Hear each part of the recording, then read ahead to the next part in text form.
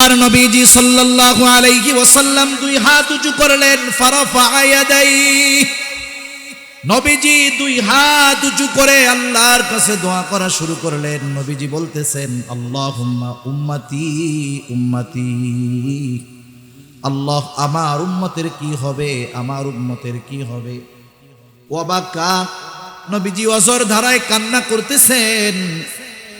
আল্লাহ তাআলা সব কিছু জানেন, সব কিছু দেখেন। নবীজি কেন কান্না করেন আল্লাহ তাআলা জানেন কি জানেন না?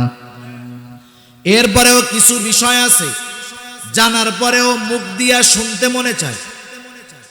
আমরা দুনিয়ায় কত অসুবিধায় থাকি, কষ্টে থাকি, আশেপাশের মানুষ না বুঝলেও বুঝেন কে, জানেন কে। এরপরেও আল্লাহ তাআলা তার কাছে চাইতে বলে, দোয়া করতে বলে।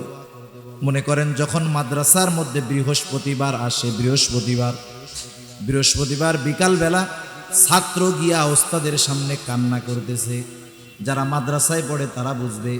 বলেন তো, ছাত্র বৃহস্পতিবার বিকাল বেলায় ওস্তাদের সামনে বৈশা বৈশা যদি কান্না করে, কি জন্য কান্না করে ওস্তাদের বুঝতে বাকি আছে নাকি? কান্না করে কেন বলেন তো? এই আপনারাও বুঝছেন, আর হুজুরে বুঝবো না এটা হইতে পারে?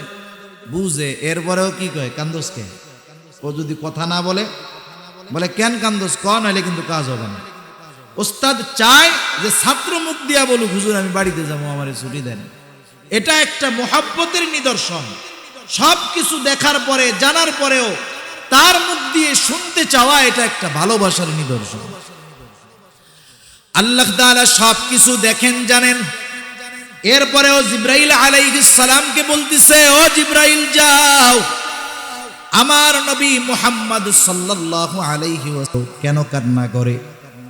জিব্রাইল আলাইহিস সালাম আইসা হাজির, বলে, ইয়া রাসূলুল্লাহ, আল্লাহ তাআলা সব কিছু জানেন, সব কিছু শোনেন। এরপরেও তিনি জানতে চান কেন আপনি কান্না করেন। নবীজি এবার উম্মতের ব্যাপারে জিব্রাইল আলাইহিস সালামকে জানাইলেন, আমি আমার উম্মতের ব্যাপারে পেরেশান, উম্মতের জন্য কান্না করি। এইবার জিব্রাইল আলাইহিস সালাম আল্লাহ তাআলার কাছে গিয়ে বললেন, আল্লাহ, রাসূলুল্লাহ সাল্লাল্লাহু আলাইহি ওয়াসাল্লামের কান্নার কারণ হলো তিনি তার উম্মতের চিন্তায় কান্না করতেছেন, কি হবে তার উম্মতের।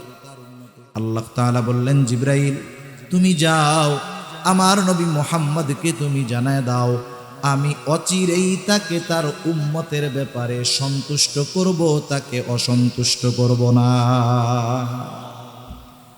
আমার আপনার নবী, আমার আপনার জন্য, আমাদের জন্য আল্লাহ তাআলার পক্ষ থেকে এই সুখবর দুনিয়ায় থাকতেই আনছেন। সুবহান। রাসূল আকরাম সাল্লাল্লাহু আলাইহি ওয়াসাল্লাম উম্মত যদি দ্বীনের কথা না মানে, দ্বীনের পথে যদি না আসে, নবীজি সাল্লাল্লাহু আলাইহি ওয়াসাল্লাম চিন্তিত হয়ে যাইতেন, পেরেশান হয়ে যাইতেন। রাসূল আকরাম সাল্লাল্লাহু আলাইহি ওয়াসাল্লামকে যখন 3 বছর গোপনে দাওয়াত দেওয়ার পর আল্লাহ তাআলা বললেন, ওয়া আনদির আশীরাতাকাল আকরাবিন, এবার আর গোপনে দাওয়াত হবে না, প্রকাশ্যে দাওয়াত দাও। নবীজি সাল্লাল্লাহু আলাইহি ওয়াসাল্লাম সাফা পাহাড়ের উপরে দাঁড়ায় গেলেন। মক্কাবাসীকে উদ্দেশ্য করে বলতেছেন, সব মানুষ একত্রিত হয়েছে।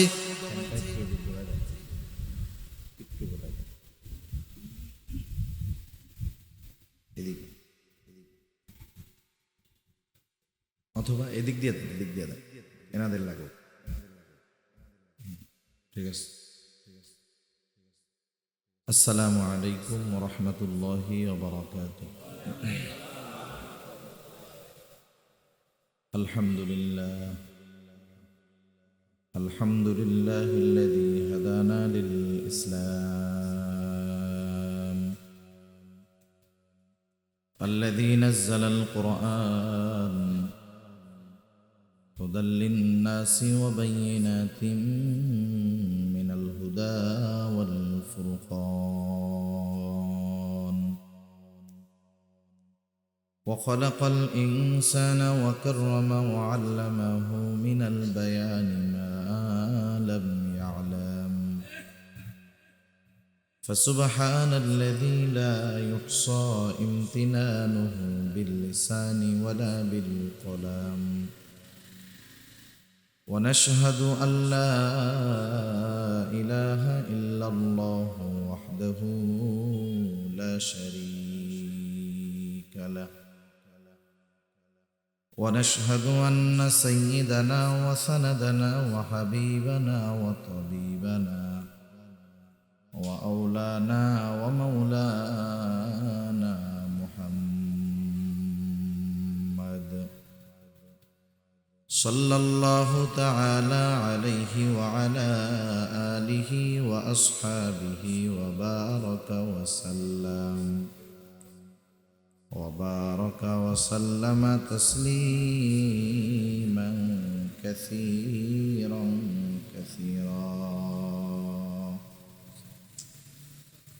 أما بعد فأعوذ بالله من الشيطان الرجيم بسم الله الرحمن الرحيم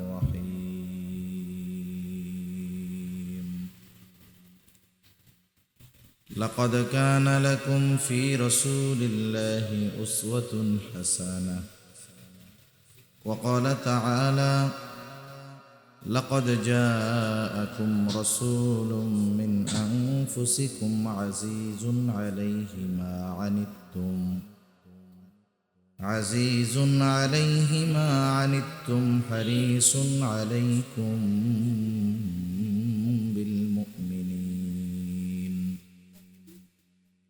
حريص عليكم بالمؤمنين رؤوف رحيم وقال رسول الله صلى الله عليه وسلم لا يؤمن أحدكم حتى أكون أحب إليه من والده وولده والناس أجمعين أو كما قال النبي صلى الله عليه وسلم صدق الله العلي العظيم وصدق رسوله النبي الكريم ونحن على ذلك من الشاهدين والشاكرين والحمد لله رب العالمين سبحانك لا علم لنا إلا ما علمتنا إنك أنت العليم الحكيم আমরা মহব্বতের সাথে দুরূদ শরীফ পাঠ করি اللهم صل على محمد وعلى آل محمد كما صليت على إبراهيم وعلى آل إبراهيم إنك حميد مجيد اللهم بارك على محمد وعلى آل محمد كما باركت على إبراهيم وعلى آل إبراهيم إنك حميد مجيد بلغ العلا بكماله حسنت جميع خصاله صلوا عليه وآله لا إله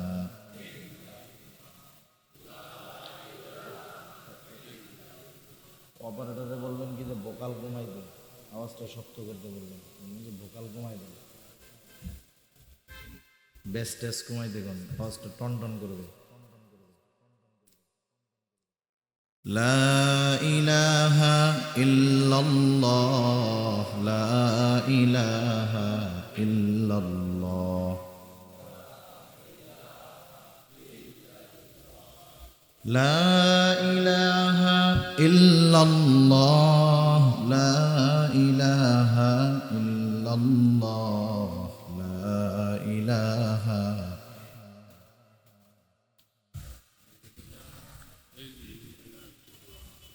লা ইলাহা ইল্লাল্লাহ মুহাম্মাদুর রাসূলুল্লাহ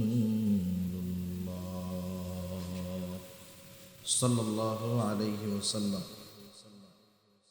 আলহামদুলিল্লাহ, ঐতিহ্যবাহী চট্টগ্রাম জেলার অন্তর্গত আনোয়ারা থানাধীন তেকোটা ও পীরখাইন গ্রামের মুসল্লি ঐক্য পরিষদের ব্যবস্থাপনায় তানজিমে আহলে সুন্নাত ওয়াল জামাত 10 নং হাইলধর ইউনিয়ন শাখার উদ্যোগে পবিত্র মাহে রবিউল আউয়াল উপলক্ষে আজকের এই ইসলামী সম্মেলনের সম্মানিত শ্রদ্ধেয় সভাপতি উলামায়ে কেরাম, সামনে উপস্থিত মুরব্বিয়ানে কেরাম, সমবয়সী যুবক বন্ধু, স্নেহের ছোট ভাই এবং পর্দার অন্তরালে অবস্থানরতা সম্মানিতা শ্রদ্ধা মা ও বোন, দয়াময় আল্লাহ রব্বুল আলামিনের দরবারে অগণিত শুকর যে মহান মালিক আমাদের হায়াতে বরকত দিয়ে সুস্থ রেখে দীর্ঘ সময় পর্যন্ত বিজ্ঞ উলামায়ে কেরামের জবান থেকে বহুত গুরুত্বপূর্ণ কথা শ্রবণ করবার, আমাকেও আপনাদের খেদমতে কিছু দ্বীনি কথা পেশ করার সুযোগ যে মহান মালিক দান করেছেন,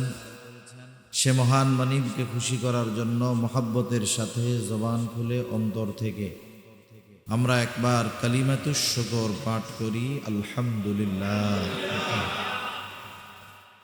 অগণিত দুরূদ ও সালাম সৈয়দুল আম্বিয়া, আশরাফুল আম্বিয়া, খাতামুল আম্বিয়া, বিশ্বনবী, শেষ নবী, শ্রেষ্ঠ নবী মুহাম্মাদুর রাসূলুল্লাহ সাল্লাল্লাহু আলাইহি ওয়াসাল্লামের উপর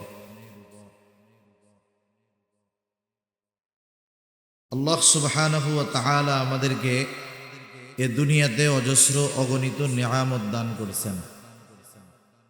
আল্লাহ প্রদত্ত নিয়ামতের হিসাব সংখ্যা দুনিয়ার কোনো মানুষের জানা নাই। কত নিয়ামত আল্লাহ তাআলা আমাদের দিয়েছেন, যদি দুনিয়ার মানুষ সব প্রযুক্তি ব্যবহার করে হিসাব করার চেষ্টাও করে, সারা দুনিয়ার মানুষ চেষ্টা করেও আল্লাহ প্রদত্ত নিয়ামতের গণনা হিসাব করতে পারবে না। একথাই আল্লাহ তাআলা কোরআনুল কারীমের মধ্যে বলেন, ওয়া ইন তাউদ্দু নি'মাতাল্লাহি লা তুহসুহা, তোমরা যদি আল্লাহর নিয়ামত সমূহ গণনা করো হিসাব করতে পারবা না। অগণিত নিয়ামত আল্লাহ তাআলা আমাদের দিয়েছেন। বিষয়টা আবার এমনও নয় যে নিয়ামত অগণিত হওয়ার কারণে নিয়ামতের দাম কম, বিষয়টা আবার এমন নয়।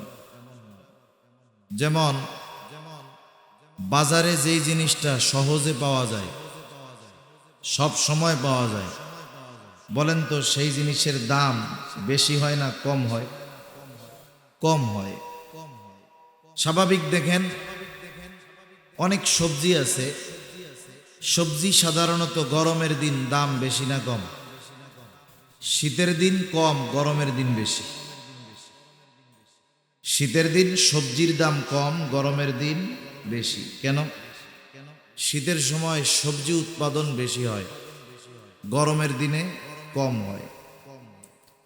আবার দেখেন বাজারে, বলেন তো লোহার দাম বেশি না স্বর্ণের দাম বেশি? কেন বেশি? কারণ লোহা সব জায়গায় পাওয়া যায়, কিন্তু স্বর্ণ সব জায়গায় পাওয়া যায় না। যদি উল্টা হইতো, স্বর্ণ লোহার মতো সব জায়গায় পাওয়া যায়, আর লোহা স্বর্ণের মতো খনির থেকে বের করতে হয়, তাহলে লোহার দাম বেশি হইতো না স্বর্ণের দাম বেশি হইতো? লোহার দাম বেশি হইতো।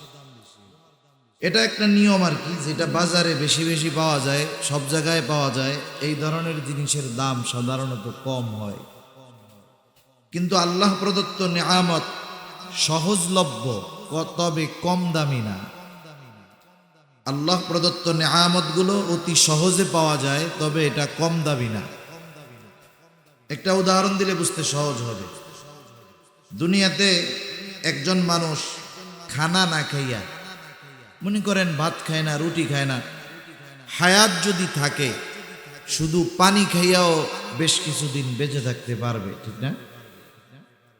আল্লাহর অনেক বান্দা আছে এমন অসুস্থ, কোমায় আছে, কোমা, লাইফ সাপোর্ট লাগানো, একটু মরতে বাকি, বছরের পর বছর বেঁচে আছে, মুখ দিয়ে খাইতে পারে না, চোখ দিয়ে দেখে না, কিছু বলতে পারে না, কিছু টের পায় না, নাকের মধ্যে দুইটা নল ঢুকায়া দিছে, ওই তরল খাবার তারে খাওয়ায়, পাকস্থলিতে পৌঁছায়া দেয়। এই অবস্থায় বছরের পর বছর বেঁচে আছে, এমন আল্লাহর বান্দা এখনো দুনিয়ায় আছে। সাধারণত মানুষ না খাইয়া হায়াত যদি থাকে 2-4-5 দিনে মরবে না, কিন্তু বলেন তো অক্সিজেন ছাড়া একটা মানুষ কয়দিন বেঁচে থাকতে পারবে? 2-4-10 দিন, 2-4 ঘন্টা। চিকিৎসা বিজ্ঞান বলে 5 মিনিট যদি অক্সিজেনের সাথে একটা মানুষের সম্পর্ক দূর হয়ে যায়, একটা মানুষ যদি 5টা মিনিট অক্সিজেন না নিতে পারে, ওই মানুষটা দুনিয়াতে আর থাকতে পারবে। অথচ দেখেন মাসের যখন শেষ, চাউলের বস্তা যখন শেষের দিকে, তখন আমরা পকেটের দিকে তাকায় চিন্তা করি কেমনে মাসের বাকি কয়দিন চলবে। চাউলের ড্রামে চাউল শেষ, মাসের শেষ কয়দিন কেমনে চলবে, এই চিন্তা আমরা করি। কিন্তু কোনোদিন এই চিন্তা আমাদের করা লাগে নাই যে আমরা যদি রাত্রে ঘুমাইতে যাই, সকালে যদি অক্সিজেন না পাই, বাইচা থাকবো কেমনে। এ চিন্তা আমাদের কখনো আসছে না। আসার কারণ কি? এত দামি নেয়ামতটা, এত দামি জিনিসটা, যেটা মানুষের বেঁচে থাকার জন্য অপরিহার্য এক জিনিস, এই জিনিসটা আমাদের জন্য সহজ করেছেন কে? আল্লাহ সহজ করে দিয়েছেন। এজন্য আল্লাহ তাআলা তার নেয়ামতগুলো সহজে দেন বিধায় কম দামি না, এটা মনে করার কোনো সুযোগ নাই। এরকম অনেক দামি দামি নেয়ামত আল্লাহ তাআলা আমাদেরকে দিয়েছেন। আল্লাহ প্রদত্ত দামি নেয়ামতগুলোর মধ্যে অন্যতম এক দামি নেয়ামত, সবচাইতে দামি নেয়ামত হলো ঈমান। ঈমানের চাইতে দামি নেয়ামত, দামি সম্পদ আর কোনো কিছু নাই। সবচেয়ে দামি নেয়ামত ঈমান। এইরকম কিছু দামি দামি নেয়ামতগুলোর মধ্যে অন্যতম এক দামি নেয়ামত হলো আল্লাহ তাআলা আমাদেরকে আখিরি জামানার পয়গম্বর মুহাম্মদুর রাসূলুল্লাহ সাল্লাল্লাহু আলাইহি ওয়াসাল্লামের উম্মত বানাইছেন। আলহামদুলিল্লাহ, এটা আল্লাহ তাআলার পক্ষ থেকে আমাদের উপরে বড় অনুগ্রহ, দয়া। আল্লাহ তাআলার পক্ষ থেকে এক মহান দয়া যে উনি আমাদেরকে বিনা চাওয়ায়, বিনা দরখাস্তে রাসূল আকরাম সাল্লাল্লাহু আলাইহি ওয়াসাল্লামের উম্মত বানিয়েছেন। এই কথা আল্লাহ তাআলা কোরআনুল কারীমের মধ্যেও বলছেন। কারণ আল্লাহ তাআলা তো বান্দার প্রতি সবচাইতে দয়া, মায়া, মোহাব্বত বেশি রাখেন। বান্দাকে আল্লাহ তাআলা সবচাইতে বেশি ভালোবাসেন। আল্লাহ তাআলা যে আমাদেরকে আখিরি জামানার পয়গম্বরের উম্মত বানিয়েছেন, এটাও ভালোবাসার অন্যতম এক নিদর্শন। আল্লাহ তাআলা সে কথা কোরআনুল কারীমের মধ্যে বলেন, লাকাদ মান্নাল্লাহু আলাল মুমিনিনা ইয বা'আসা ফীহিম রাসূলাম মিন আনফুসিহিম ইয়াতলু আলাইহিম আয়াতিহি ওয়া ইউযাক্কিহিম ওয়া ইউআল্লিমুহুমুল কিতাবা ওয়াল হিকমাহ ওয়া ইন কানু মিন ক্বাবলু লাফী যালালিন মুবিন। আল্লাহ তাআলা বলেন, লাকাদ মান্নাল্লাহু আলাল মুমিনিনা ইয বা'আসা ফীহিম রাসূলাম মিন আনফুসিহিম। মুমিনদের জন্য আল্লাহ তাআলার এক বিশেষ অনুগ্রহ হলো এইটা যে আল্লাহ রাব্বুল আলামিন তাদের মধ্য থেকে তাদের জন্য একজন রাসূল প্রেরণ করেছেন। সে রাসূল কি করে? ইয়াতলু আলাইহিম আয়াতিহি ওয়া ইউযাক্কিহিম। সেই রাসূল তাদেরকে তাদের সামনে আয়াত সমূহ তিলাওয়াত করে, ওয়া ইউযাক্কিহিম তাদেরকে পরিশুদ্ধ করে, তাদের আত্মশুদ্ধি করে, ওয়া ইউআল্লিমুহুমুল কিতাবা ওয়াল হিকমাহ তাদেরকে কিতাব এবং হিকমতের শিক্ষা দেয়। ওই রাসূল এই 4 জিনিস শিক্ষা দেওয়ার মাধ্যমে তাদের কি কল্যাণ হয়, তাদের কি উপকার হয়। আল্লাহ তাআলা বলেন, ওয়া ইন কানু মিন ক্বাবলু লাফী যালালিন মুবিন। ইতিপূর্বে তারা তো সুস্পষ্ট পথভ্রষ্টতার মধ্যে ছিল, এই রাসূল তাদের মধ্য থেকে এসে তাদেরকে এই শিক্ষাগুলো দিয়ে সিরাতে মুস্তাকিমের পথযাত্রী তাদের বানায় দেয়। রাসূলুল্লাহ সাল্লাল্লাহু আলাইহি ওয়াসাল্লাম মুমিনদের জন্য বিশেষ অনুগ্রহ, তবে আমার আপনার নবী গোটা সৃষ্টি জগতের জন্য রহমত। এ ঘোষণা আল্লাহ তাআলা দিয়ে দিয়েছেন। আমরা যখন নামাজ পড়ি, জামাতে যখন পড়ি, ইমামের কেরাত, মুসল্লির জন্য কেরাত। আবার যখন একাকী নামাজ পড়ি, জামাতে হোক আর একাকী হোক, বলেন তো প্রত্যেক নামাজের প্রত্যেক রাকাতে সূরা ফাতিহার দরকার আছে না? না আছে। সেটা জামাতে হোক তখন ইমাম পড়বে, একাকী যখন কেউ পড়বে সে নিজেই পড়বে। সূরা ফাতিহার শুরুতেই আমরা বলি আলহামদুলিল্লাহি রাব্বিল আলামিন। সকল প্রশংসা আল্লাহর জন্য। কে? আল্লাহ। নিজের পরিচয় আরেকটু ব্যাখ্যা কইরা আল্লাহ তাআলাই বলেন আল্লাহ হলেন রব্বুল আলামিন, জগৎ সমূহের প্রতিপালক। আলম এক বচন, আলামিন বহু বচন। তার মানে এই পৃথিবী এটা একটা জগৎ, এটা আরো অগণিত জগৎ আছে। সব জগতের রব প্রতিপালক যিনি, তিনি কে?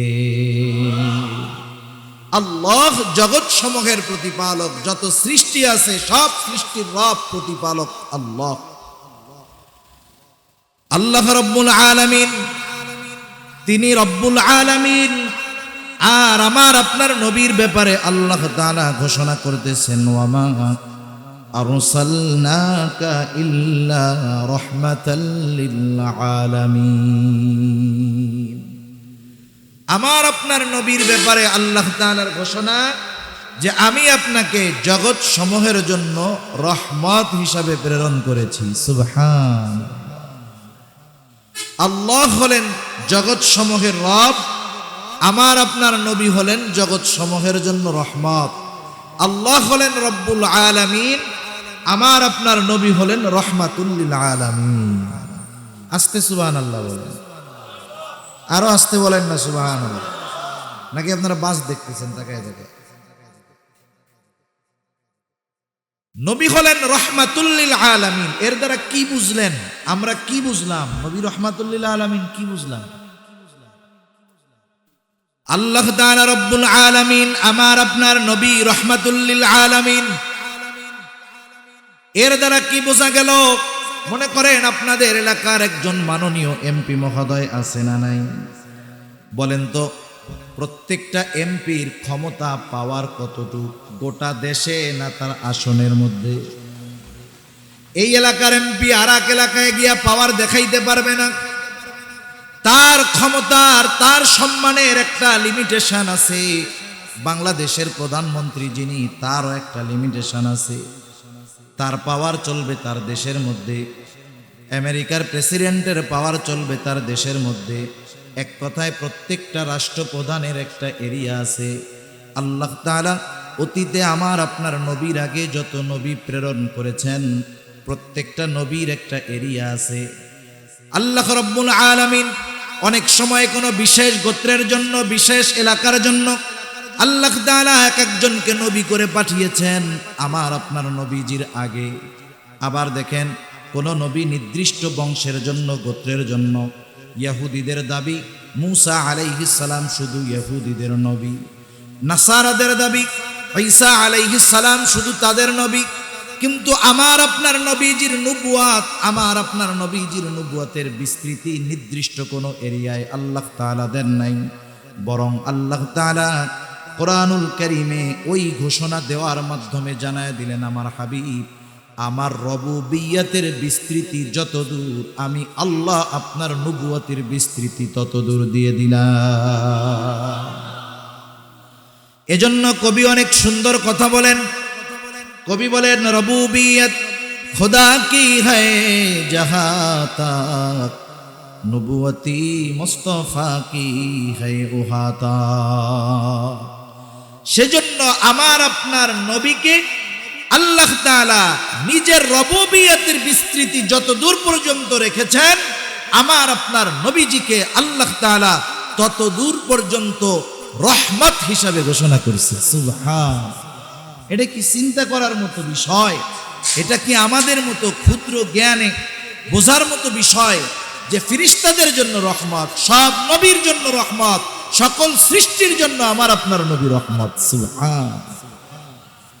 অমুসলিমদের জন্য রহমত, নবীজির দুশমন যারা নবীজি তাদের জন্য রহমত। আবু জেহেল একদিন দোয়া করতেছে, আল্লাহ তাআলার কাছে ফরিয়াদ করতেছে, যখন আল্লাহ তাআলার আমার আপনার নবীর কাছে কোরআন নাজিল করলেন, আবু জেহেলদেরকে যখন নবী কোরআন তিলাওয়াত করে শোনায়, আবু জেহেল আল্লাহ তাআলার কাছে দোয়া করে, বলে আল্লাহ, এই কোরআন যদি সত্যি আপনি নাজিল কইরা থাকেন, তাইলে আপনি আমাদের উপরে পাথর বর্ষণ করেন। দোয়া করছে কি?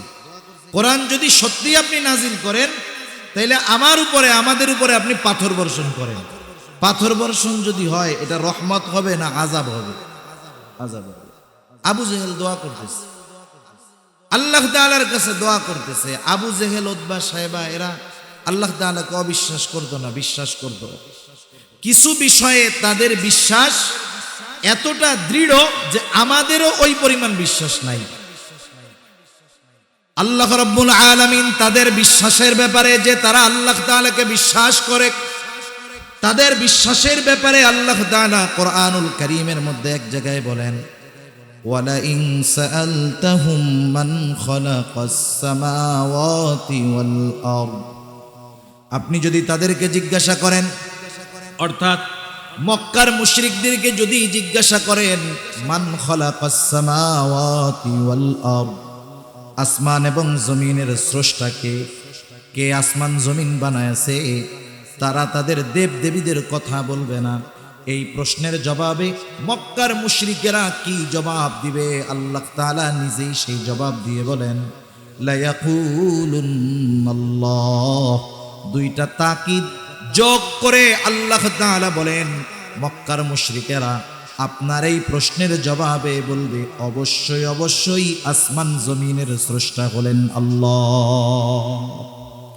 শুধু তাই না, আপনি যদি মক্কার মুশরিকদেরকে জিজ্ঞাসা করেন, ওয়ালা ইন সাআলতাহুম মান নাযালা মিনাস সামাই মাআ ফাআহইয়া বিহিল আরদা বা'দা মাউতিহা, আপনি যদি তাদের জিজ্ঞাসা করেন কে আসমান হতে পানি বর্ষণ করে, শুধু তাই না, ওই বর্ষিত পানির দ্বারা শুকনো ফেটে চৌচির ফসল উৎপাদনের অনুপযুক্ত জমিনটাকে ওই পানির দ্বারা কে ফসল উৎপাদনের উপযুক্ত করে তুলে, তারা তাদের দেবদেবীদের কথা বলবে না।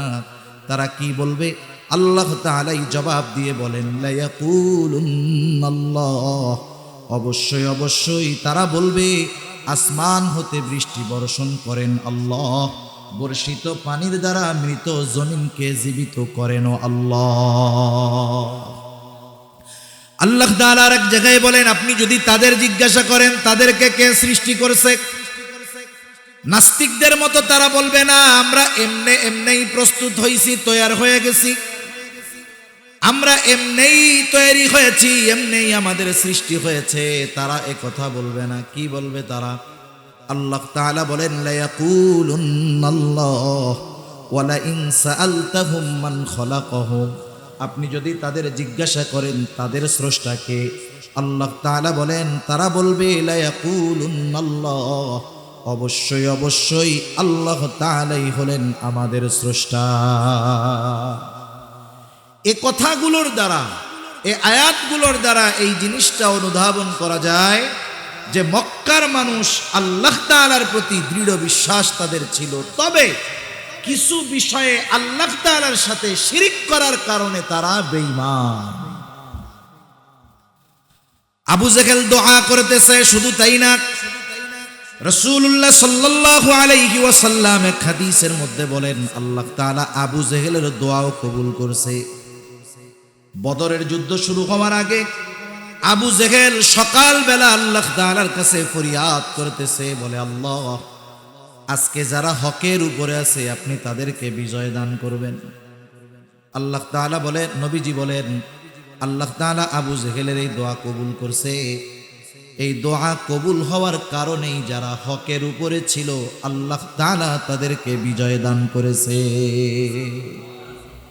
ওই আবু জেহেল দোয়া করতেছে যে আল্লাহ, কোরআন যদি সত্যিই আপনি নাজিল করে থাকেন তাহলে আপনি আমাদের উপরে পাথর মারেন। তার মানে ওর উপরে গজব আসলে ও বুঝবে কোরআন আসলে আল্লাহর কালাম। মানুষ যখন বিরোধিতা করতে করতে এমন একটা অবস্থায় চলে যায় যে কোন বিরোধিতা তার জন্য কল্যাণকর ও নিজেও সেটা বোঝে না। আবু জেহেল যখন এই ফরিয়াদ জানাইছে আল্লাহ তাআলার কাছে, নবীজির সামনে আইসা বলতেছে, আর আল্লাহ তাআলা আবু জেহেলের এই দোয়ার জবাব দিছেন। কি জবাব দিছেন? আমার আপনার নবীর মাধ্যমে বলতেছেন, শোনেন। ও তো পাথর মারতে বলে যদি কোরআন সত্য হয়, আবু জেহেল তো বলতেছে পাথর মারার কথা। আর আল্লাহ তাআলা বলেন, হাবিব আপনি শুনে নেন, ওয়ামা কানাল্লাহু লিয়ুআযযিবাহুম ওয়া আনতা ফীহিম, আপনি যতক্ষণ তাদের মধ্যে আছেন আমি তাদের উপরে কোনো আযাব দিব না। এইরকম অবাধ্যতা করেও অতীতের উম্মত যখন অবাধ্য হইতো, একটা লিমিট ক্রস করত, তাদের উপরে আল্লাহ তাআলার আযাব নগদে নেমে আসত। কিন্তু আবু জেহেল, উতবা, সাইবা এরাও আমার আপনার নবী রহমত হওয়ার কারণে, দুনিয়ার জমিনে রহমাতুল লিল আলামিন থাকার কারণে আল্লাহ তাআলার শাস্তি থেকে এরা বাইচা গেছে। আমরা হলাম এমন নবীর উম্মত, এটা আমাদের জন্য আল্লাহ তাআলার পক্ষ থেকে বড় নেয়ামত, বড় সৌভাগ্যের ব্যাপার। তিনি তো এমন এক নবী, উম্মতের প্রতি তার দরদ, তার মহব্বত, ভালোবাসা সর্বোচ্চ ছিল। প্রত্যেক নবী তার উম্মতদেরকে ভালোবাসে, কিন্তু অন্যান্য নবীর তুলনায় আমার আপনার নবীর ভালোবাসা আমাদের জন্য অনেক গুণ বেশি ছিল। আব্দুল্লাহ ইবনে আমর ইবনুল আস রাদিয়াল্লাহু তাআলা আনহু, ওনার থেকে বর্ণিত হাদিস। একদিন সবাই বসে আছে এক মজলিসের মধ্যে। আব্দুল্লাহ ইবনে আমর ইবনুল আস রাদিয়াল্লাহু তাআলা আনহু বলেন, আন্নান নবী সাল্লাল্লাহু আলাইহি ওয়াসাল্লাম তালাক মা নাযালা ফি ইব্রাহিম আলাইহিস সালাম। রাসূলুল্লাহ সাল্লাল্লাহু আলাইহি ওয়াসাল্লাম তিলাওয়াত করলেন, কোরআন থেকে তিলাওয়াত করলেন। কি তিলাওয়াত করলেন? যা আল্লাহ তাআলা ইব্রাহিম আলাইহিস সালামের ব্যাপারে নাজিল করেছেন। কি নাজিল করেছেন আল্লাহ তাআলা কোরআনে? ইব্রাহিম আলাইহিস সালামের ব্যাপারে পবিত্র কোরআনুল কারীমের সূরা ইব্রাহিম 13 নম্বর পারা। হযরত ইব্রাহিম আলাইহিস সালাম তার গুনাহগার উম্মতের জন্য আল্লাহ তাআলার কাছে দোয়া করতেছে। দোয়া বলতেছে, রব্বি ইন্নাহুন্না আযলালনা কাসীরাম মিনান নাস ফামান তাবিআনি ফাইন্নাহু মিন্নি ওয়া মান আসানি ফাইন্নাকা গফুরুর রহিম। ইব্রাহিম আলাইহিস সালাম বলতেছে, আমার রব, ইন্নাহুন্না আযলালনা কাসীরাম মিনান নাস, এই প্রতিমাগুলো, এই মূর্তিগুলা অধিকাংশ মানুষকে পথচ্যুত করে ফেলছে, পথভ্রষ্ট করে ফেলছে। ফামান তাবিআনি ফাইন্নাহু মিন্নি, যারা আমার আনুগত্য করলো তারা তো আমার দলভুক্ত। ওয়া মান আসানি, যারা আমার আনুগত্য করলো না তারা তো আমার দলভুক্ত নয়, তারা তো পাপী, তারা গুনাহগার। হযরত ইব্রাহিম আলাইহিস সালাম কেমন যেন আল্লাহ তাআলাকে বলতেছেন, আল্লাহ, এরা তো আমার আনুগত্য করে নাই, পাপী, গুনাহগার, তবে আপনি তো দয়ার সাগর, আপনি চাইলে তাদেরকে ক্ষমা করে দিতে পারেন। কেন? কারণ ফাইন্নাকা গফুরুর রহিম, কারণ আপনি হলেন অতিশয় ক্ষমাশীল আর দয়ালু। আপনি চাইলে আমার গুনাহগার উম্মত গুলারেও মাফ করে দিতে পারে।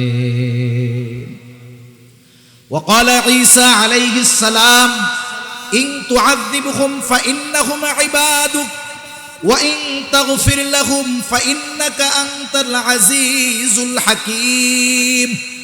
হযরত ঈসা আলাইহিস সালাম তার গুনাহগার উম্মতের জন্য দোয়া করছে। আল্লাহ তাআলা সেই দোয়াও কোরআনে জানায় দিয়েছেন। ঈসা আলাইহিস সালাম উম্মতের জন্য দোয়া করতেছেন, বলেন ইন তুআযিবহুম ফাইন্নাহুম ইবাদুক, আয় আল্লাহ আপনি যদি তাদেরকে শাস্তি দেন তারা তো আপনারই বান্দা, ওয়া ইন তাগফির লাহুম আর আপনি যদি তাদেরকে মাফ করে দেন, ফাইন্নাকা আনতাল আজিজুল হাকীম আপনি তো মহাপরাক্রমশালী মহাপ্রজ্ঞাময়। তার মানে ঈসা আলাইহিস সালাম বলতেছে, আল্লাহ আপনি যদি তাদেরকে ক্ষমা করে দেন, যেহেতু আপনি আজিজ মহাপরাক্রমশালী, কেউ আপনারে জিজ্ঞাসা করবে না কেন এদেরকে মাফ করলেন, কেন ক্ষমা করে দিলেন, কেউ জিজ্ঞাসা করবে না, কারণ আপনি মহাপরাক্রমশালী, আপনি মহাপ্রজ্ঞাময়। তাই আপনি যদি চান আমার গুনাহগার উম্মতগুলো, আপনার এই গুনাহগার বান্দাগুলোকে আপনি ক্ষমা করে দিতে পারে। প্রত্যেক নবী উম্মতের ব্যাপারে চিন্তিত, তবে কিছু কিছু ক্ষেত্রে গুনাহগার উম্মতের ব্যাপারে নবী চিন্তিত বেশি থাকতেন। যেমন এক হাদিসের মধ্যে নবীজি বলেন, তোমাদের মধ্যে আর আমার মধ্যে উপমা হলো ওই ব্যক্তির মতো, যেই ব্যক্তি আগুন জ্বালাইলো, আগুন জ্বালানোর পরে এইবার বিভিন্ন দিক থেকে পোকা মাকড় ফড়িং টড়িং আইসা লাফায়া লাফায়া ওই আগুনের মধ্যে পড়ে আর পুইড়া এগুলা মরে। আমরা গ্রামে দেখছি, যখন ছোটবেলায় কারেন্ট ছিল না, বিশেষ করে এই লাইট হইলেও তো দেখে না, লাইটের মধ্যেও পোকা আসে না, আসে। আর যখন চারদিকে অন্ধকার, এক আল্লাহর বান্দা আলো জ্বালাইছে, আগুন জ্বালাইছে, দেখা যাইতো চতুর্দিক থেকে পোকা মাকড় আইসা ভরে গেছে, লাফ দিয়া দিয়া ওই আগুনের মধ্যে পুইড়া এগুলো সব মরে যাচ্ছে। নবীজি বলেন, আমার আর তোমাদের মধ্যে উপমা হলো ওই ব্যক্তির নাই, যে আগুন জ্বালাইলো আর পোকামাকড় ফড়িং আইসা লাফায়া লাফায়া ওই আগুনের মধ্যে পড়া মইরা যায়। আমিও তোমাদের কোমর ধরে টেনে টেনে জাহান্নামের আগুন থেকে টেনে টেনে দূরে সরায়া আনি, আর তোমরা আমার থেকে ছুটে ছুটে জাহান্নামের দিকে চলে যাও। এই নবী গুনাহগার উম্মতের ব্যাপারে কতটা চিন্তিত থাকলে এমন উপমা উদাহরণ দিতে পারেন। সাধারণ বিষয়টাও এরকম। মনে করেন এক লোকের 5টা ছেলে আছে। কয়টা ছেলে? 5টা ছেলের মধ্যে 4টা ছেলে খুব ভদ্র, দিনদার, মুত্তাকি, পরহেজগার, নামাজ কালাম পড়ে, গুনাহ করে না, ভালো মানুষ। কিন্তু 5 নম্বর ছেলেটা বড় দুষ্টু, নামাজ কালামের কাছে যায় না, রাস্তাঘাটে মানুষের সাথে মারামারি করে, মাথা মুথা ফাটায় ফেলায়। বলেন তো মা বাবা ওই 4 সন্তান যারা ভদ্র, মুত্তাকি, পরহেজগার, ওই 4টার জন্য বেশি দোয়া করে নাকি খারাপটার লেগে বেশি দোয়া করে? আল্লাহ তাআলার কাছে ওই খারাপটার ব্যাপারে বেশি দোয়া করে, ওইটার ব্যাপারে বেশি চিন্তিত থাকে। অনেক সময় আফসোস কইরা বলে, আহারে আমার বাকি 4টা সন্তান কত ভালো, এই সন্তানটাও যদি ভালো হইতো মইরাও শান্তি পাইতাম। এই জন্য নবীরা গুনাহগার উম্মতের ব্যাপারেও চিন্তিত থাকতেন বেশি।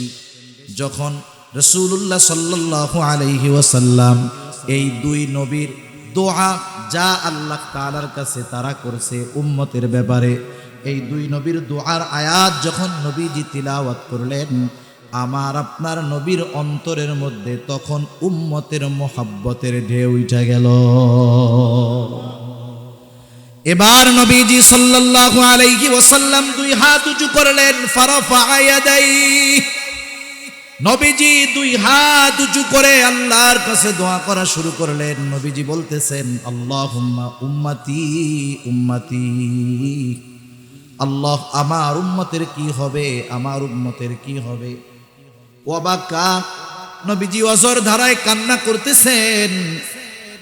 আল্লাহ তাআলা সব কিছু জানেন, সব কিছু দেখেন, নবীজি কেন কান্না করেন আল্লাহ তাআলা জানেন কি জানেন না?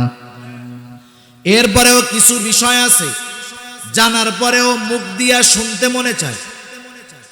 আমরা দুনিয়ায় কত অসুবিধায় থাকি, কষ্টে থাকি, আশেপাশের মানুষ না বুঝলেও বুঝেন কে, জানেন কে। এরপরেও আল্লাহ তাআলা তার কাছে চাইতে বলে, দোয়া করতে বলে।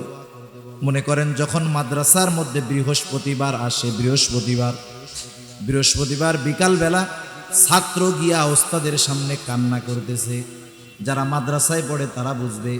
বলেন তো, ছাত্র বৃহস্পতিবার বিকালবেলায় ওস্তাদের সামনে বৈশা বৈশা যদি কান্না করে, কি জন্য কান্না করে ওস্তাদের বুঝতে বাকি আছে নাকি? কান্না করে কেন বলেন তো? এই আপনারাও বুঝছেন, আর হুজুরে বুঝবো না এটা হইতে পারে? বুঝে, এরপরেও কি কয় কান্দোসকে? ও যদি কথা না বলে, বলে কেন কান্দোস ক, নাইলে কিন্তু কাজ হবে না। ওস্তাদ চায় যে ছাত্র মুখ দিয়া বলুক, হুজুর আমি বাড়িতে যাবো, আমার ছুটি দেন। এটা একটা মোহাব্বতের নিদর্শন। সব কিছু দেখার পরে, জানার পরেও তার মুখ দিয়ে শুনতে চাওয়া, এটা একটা ভালোবাসার নিদর্শন। আল্লাহ তাআলা সব কিছু দেখেন, জানেন। এরপরেও জিবরাইল আলাইহিস সালামকে বলতেছে, ও জিবরাইল যাও, আমার নবী মুহাম্মদ সাল্লাল্লাহু আলাইহি ওয়াসাল্লাম কেন কান্না করে? জিবরাইল আলাইহিস সালাম আইসা হাজির, বলে ইয়া রাসূলুল্লাহ, আল্লাহ তাআলা সব কিছু জানেন, সব কিছু শোনেন, এরপরেও তিনি জানতে চান কেন আপনি কান্না করেন। নবীজি এবার উম্মতের ব্যাপারে জিবরাইল আলাইহিস সালামকে জানাইলেন, আমি আমার উম্মতের ব্যাপারে পেরেশান, উম্মতের জন্য কান্না করি। এইবার জিবরাইল আলাইহিস সালাম আল্লাহ তাআলার কাছে গিয়ে বললেন, আল্লাহ, রাসূলুল্লাহ সাল্লাল্লাহু আলাইহি ওয়াসাল্লামের কান্নার কারণ হলো তিনি তার উম্মতের চিন্তায় কান্না করতেছেন, কি হবে তার উম্মতের। আল্লাহ তাআলা বললেন, জিবরাইল তুমি যাও, আমার নবী মুহাম্মদকে তুমি জানায় দাও, আমি অচিরেই তাকে তার উম্মতের ব্যাপারে সন্তুষ্ট করব, তাকে অসন্তুষ্ট করব না। আমার আপনার নবী, আমার আপনার জন্য, আমাদের জন্য আল্লাহ তাআলার পক্ষ থেকে এই সুখবর দুনিয়ায় থাকতেই আনছেন। সুবহান। রাসূল আকরাম সাল্লাল্লাহু আলাইহি ওয়াসাল্লাম উম্মত যদি দ্বীনের কথা না মানে, দ্বীনের পথে যদি না আসে, নবীজি সাল্লাল্লাহু আলাইহি ওয়াসাল্লাম চিন্তিত হয়ে যাইতেন, পেরেশান হয়ে যাইতেন। রাসূল আকরাম সাল্লাল্লাহু আলাইহি ওয়াসাল্লামকে যখন 3 বছর গোপনে দাওয়াত দেওয়ার পর আল্লাহ তাআলা বললেন, ওয়া আনদির আশীরাতাকাল আকরাবিন, এবার আর গোপনে দাওয়াত হবে না, প্রকাশ্যে দাওয়াত দাও। নবীজি সাল্লাল্লাহু আলাইহি ওয়াসাল্লাম সাফা পাহাড়ের উপরে দাঁড়ায় গেলেন। মক্কাবাসীকে উদ্দেশ্য করে বলতেছেন, সব মানুষ একত্রিত হয়েছে, সবাইকে উদ্দেশ্য করে নবীজি বলতেছেন, এ ব্যাপারে তোমরা কি বলো, তোমাদের মত কি? আমি যদি তোমাদেরকে বলি, পাহাড়ের অপর পাশে পাদদেশে একদল অশ্বারোহী সৈন্য তোমাদেরকে আক্রমণ করার জন্য অপেক্ষমান, তোমরা আমার এই কথাটাকে বিশ্বাস করবা নাকি? মক্কার সব মানুষ সমস্বরে জবাব দিল, অবশ্যই বিশ্বাস করব মুহাম্মদ, বিশ্বাস করব এই কারণে যে ইতিপূর্বে তুমি কখনো মিথ্যা বলো না, আমরা তোমাকে সর্ব অবস্থায় সত্যবাদী পেয়েছি, তোমার এই কথা অবশ্যই আমরা বিশ্বাস করি। নবীজি সাল্লাল্লাহু আলাইহি ওয়াসাল্লাম এইবার যখন তাদেরকে তাওহীদের কথা বললেন, নিজের রিসালাতের কথা বললেন, সাথে সাথে বড় একদল মানুষ নবীজির বিরোধিতা শুরু করে দিল। শুধু তাই না, বিরোধিতার মাত্রা এতটা দূর, নবীজি সাল্লাল্লাহু আলাইহি ওয়াসাল্লামের উপরে দিন যায়, অত্যাচার জুলুমের মাত্রা বাড়ায়া দেওয়া হলো। নবীজি সাল্লাল্লাহু আলাইহি ওয়াসাল্লাম চিন্তিত হয়ে গেলেন। কোন কোন মুফাসসির বলেন, ওই সময় নবীজির স্বাস্থ্যটা ভেঙে পড়েছে, অসুস্থ হয়ে যাওয়ার মতো অবস্থা। 2টা কারণ হতে পারে। 1 নাম্বার কারণ, তিনি নিজে নিজের দায়িত্ব সম্পর্কে চিন্তিত ছিলেন, যে আমাকে নবুয়াতের মতো এত বড় গুরুত্বপূর্ণ এক দায়িত্ব দেওয়া হয়েছে, না জানি এই দায়িত্বটা আমি যথাযথভাবে পালন করতে পারি কিনা।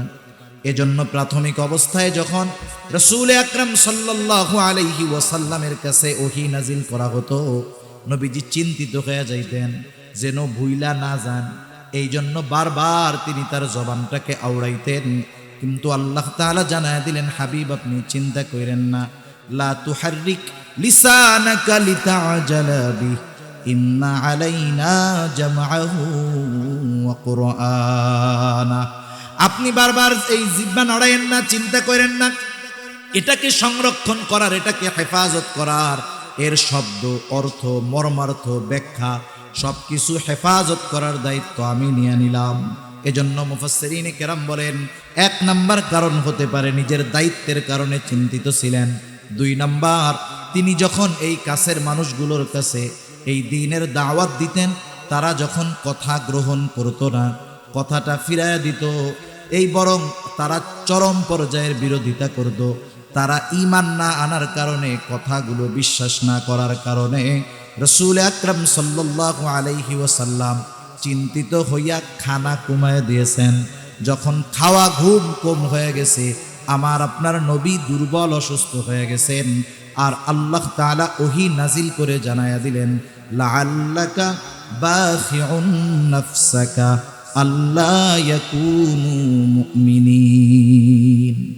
উম্মত দ্বীনের পথে না আসার কারণে নবী কত চিন্তিত, এই আয়াতের দ্বারা এই কথাটা অনুধাবন করা যায় যে স্বয়ং আল্লাহ তাআলা বলতেছেন, আপনি তারা ঈমান না আনার কারণে নিজেকে মৃত্যু মুখে ঠেলে দিচ্ছেন, তারা ঈমান না আনার কারণে।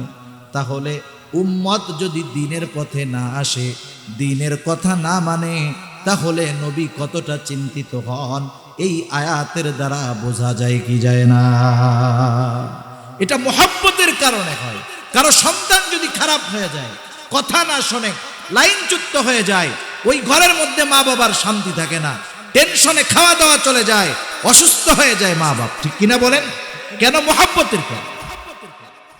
উম্মতকে ভালোবাসার কারণে উম্মত যখন দ্বীন থেকে লাইনচ্যুত হয়ে যায়, নবীজি সাল্লাল্লাহু আলাইহি ওয়াসাল্লাম চিন্তিত হয়ে যান। এটা উম্মতের প্রতি দরদ, ভালোবাসার কারণে। শুধু তাই না, নবীজি সাল্লাল্লাহু আলাইহি ওয়াসাল্লাম সর্বদা উম্মতের জন্য যেটা কল্যাণকর সেই ধরনের কাজগুলো নবীজি করতেন। যেমন রাসূলুল্লাহ সাল্লাল্লাহু আলাইহি ওয়াসাল্লাম হাদিসের মধ্যে বলেন, প্রত্যেকটা নবীকে এমন একটা দোয়া করার সুযোগ দেওয়া হয়েছে যেটা কবুল করার প্রতিশ্রুতি আল্লাহ তাআলা দিয়েছেন। দুনিয়ায় যদি কেউ করে, দুনিয়ায় প্রত্যেক নবী সেই দোয়া দুনিয়ায় করে ফেলছে, আর আমি আমার দোয়াটাকে সংরক্ষণ করে রাখছি। কিয়ামতের দিন এটা আমি আমার উম্মতের জন্য সুপারিশ হিসাবে ব্যবহার করব। নবীজি জানেন যে কিয়ামতের দিন কঠিন মুসিবতের সময় এই দোয়া আমার উম্মতের জন্য কাজে লাগবে বেশি, এজন্য দুনিয়াতে না কইরা আখিরাতের লেগে জমা রাখছে। সুবহান। উম্মতের প্রতি নবীজির এমন মায়া, উম্মতের দ্বারা অত্যাচারের শিকার হয়েছেন, উম্মতের আঘাতে রক্তাক্ত হয়েছেন, জর্জরিত হয়েছেন, তবুও উম্মতের জন্য বদদোয়া করেন নাই। নবীজি সাল্লাল্লাহু আলাইহি ওয়াসাল্লাম যখন মক্কা থেকে, কাফেররা কথা মানে না, নবীজি সাল্লাল্লাহু আলাইহি ওয়াসাল্লাম তায়েফ চলে গেলেন। তায়েফে যাবার পরে নবীজি সাল্লাল্লাহু আলাইহি ওয়াসাল্লাম যখন মানুষকে দাওয়াত দিলেন, নবীজি বলতেছেন, কুলু লা ইলাহা ইল্লাল্লাহ তুফলিহু, তোমরা বলো লা ইলাহা ইল্লাল্লাহ, সফল হয়ে যাইবা। কাফেররা একদল মানুষকে নবীজির পিছনে লাগায়া দিল, বলে এটা পাগল, পাথর মার। এবার দলে দলে নবীজির গায়ে আঘাত করা শুরু করলো পাথর দিয়া। নবীজির গা বেয়ে বেয়ে রক্ত পড়তেছে। হযরত যায়েদ রাদিয়াল্লাহু তাআলা আনহু ঠেকাইতে পারেন না, এতজন আঘাত করতেছে। যায়েদ রাদিয়াল্লাহু তাআলা আনহু কিছু করতে পারতেছেন না। নবীজি পড়ে যাইতেন, উঠতেন, আবার ওই একই কথা বলতেন। পাথরের আঘাত এত বেশি পরিমাণ ছিল, একদিন আয়েশা সিদ্দিকা রাদিয়াল্লাহু তাআলা আনহা বলতেছে, ইয়া রাসূলুল্লাহ, আপনার গায়ে এগুলো কিসের দাগ? দেখবেন যাদের বসন্ত একটু বেশি হয়, ফক্স একটু বেশি হয়, গায়ের মধ্যে ছোট ছোট গর্ত হয়ে যায়, এটা আর মিটে না, গর্ত থাইকা যায়। আয়েশা সিদ্দিকা রাদিয়াল্লাহু তাআলা আনহা বলতেছে, ইয়া রাসূলুল্লাহ, আপনার গায়ে এটা কিসের দাগ? এটা কি বসন্ত হয়েছিল নাকি আপনার? নবীজি বলেন, না, আমার কখনো বসন্ত হয় নাই। তবে এই দাগটা কিসের? নবীজি বললেন, আয়েশা, এই দাগ হলো আমি যখন তায়েফে মানুষকে দ্বীনের দাওয়াত দিতে গিয়েছিলাম, তারা না বুঝে আমার গায়ে যেই পাথর দিয়ে আঘাত করেছিল, এই দাগগুলো হলো তাদের নিক্ষিপ্ত সেই পাথরের দাগ। রাসূল আকরাম সাল্লাল্লাহু আলাইহি ওয়াসাল্লামের উপরে এত পরিমাণ আঘাত করেছে তারা, নবীজির গা দিয়ে রক্ত রক্ত পড়তে পড়তে রক্ত পায়ের জুতার মধ্যে চলে গেছে, রক্ত শুকায়া পার সাথে জুতাটা আটকে গেছে। সারাদিন ক্লান্ত শ্রান্ত দেহ নিয়া রাসূল আকরাম সাল্লাল্লাহু আলাইহি ওয়াসাল্লাম শহরের এক প্রান্তে গিয়ে একটু বিশ্রাম নিচ্ছেন। জিবরাইল আলাইহিস সালাতু ওয়াস সালাম আসলেন। আয়েশা বলতেছে, ইয়া রাসূলুল্লাহ, এই কওম আপনার সাথে কেমন আচরণ করেছে, আপনার রব আপনার মালিক সব কিছু শুনছে। আজকে আমার সাথে নতুন একজন ফেরেশতা পাঠানো হয়েছে, যে ইতিপূর্বে কখনো আপনার কাছে আসে নাই। এইবার একজন ফেরেশতা নবীজির কাছে আসলেন। নবীজি বলতেছেন, ওই ফেরেশতা আয়েশা প্রথমে আমাকে সালাম দিল। সালাম দিয়ে বলতেছি, ইয়া রাসূলুল্লাহ, এই কওম আপনার সাথে কেমন আচরণ করেছে, আপনার মালিক সব কিছু শুনেছেন।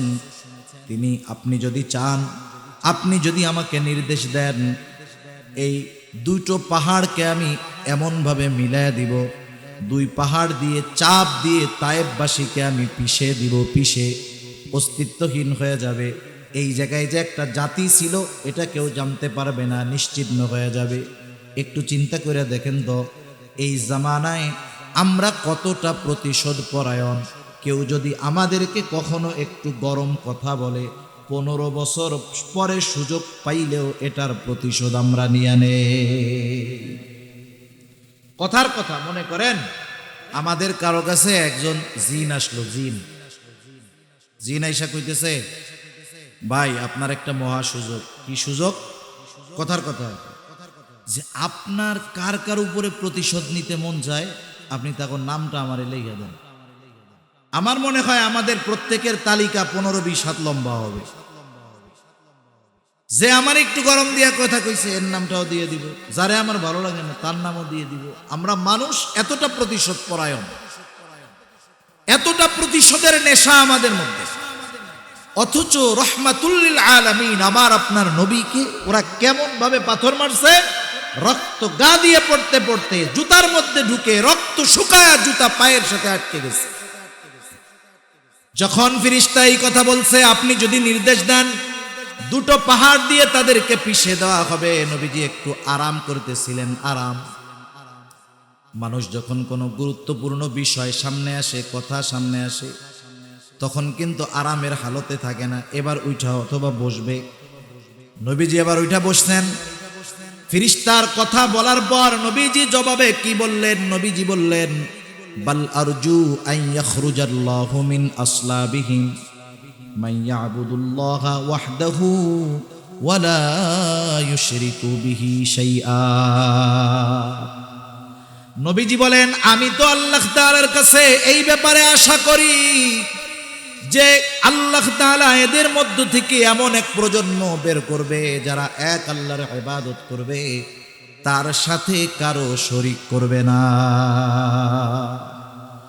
উম্মতের দ্বারা পাথরের আঘাতে জর্জরিত হওয়ার পরেও উম্মতের প্রতি কেমন দরদ, নবীজি তাদের ব্যাপারে বদদুয়া করেন না, বরং আশা করছেন এরা হয়তো কথা মানতেছে না, কিন্তু এদের থেকে আল্লাহ তাআলা এমন এক প্রজন্ম বের করবে যারা ওই আল্লাহর ইবাদত করবে, আল্লাহ তাআলার সাথে শিরক করবে না। উম্মতের ব্যাপারে কতটা দরদ থাকলে, কতটা মুহাব্বত থাকলে, ভালোবাসা থাকলে ওই উম্মতের পাথরের আঘাতে রক্তাক্ত অবস্থায় তাদের জন্য বদদুয়া না কইরা তাদের প্রতি সুধারণা করা যায়। এটা সাধারণ আখলাকের দ্বারা সম্ভব নয়। এজন্যই আমার আপনার নবীজির আখলাকের ব্যাপারে আল্লাহ তাআলা বলেন, ওয়া ইন্নাকা লাআলা খুলুকিন আযীম, আপনাকে আমি মহান চরিত্রে অধিষ্ঠিত করেছি। সুবহান। এভাবে বলতে গেলে আলোচনা লম্বা হয়ে যাবে। নবীজি সাল্লাল্লাহু আলাইহি ওয়াসাল্লাম উম্মতের প্রতি কত দয়া মায়া মোহাব্বত, এ ব্যাপারে সব কথা বাদ দেন। আল্লাহ তাআলা স্বয়ং নবীজি যে উম্মতকে ভালোবাসেন সে ব্যাপারে আল্লাহ তাআলা সাক্ষী দিয়েছেন। সুবহানাল্লাহ।